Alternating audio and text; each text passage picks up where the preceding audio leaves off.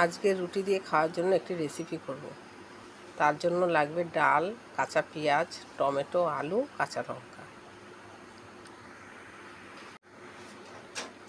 এই রেসিপিটি করতে আলু, টমেটো, পেঁয়াজ,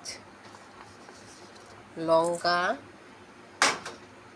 ডালটা ধুয়ে নিয়েছিলাম, জলসেদ্ধ ডাল,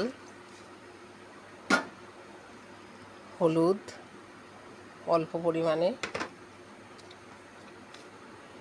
নুন স্বাদ বুঝে, কাঁচা তেল,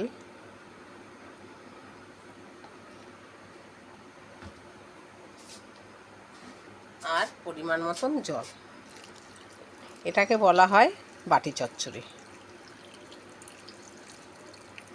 জলটা এমন পরিমাণে দিতে হবে যেন গা মাখা হয়। ইন্ডাকশানে বসিয়ে দিলাম, ফুটে উঠলে স্টিমটা কমিয়ে দেব। বাটি চচ্চড়িটা হয়ে এসেছে, এবার পরিমাণ মতন আমি চিনি দিলাম।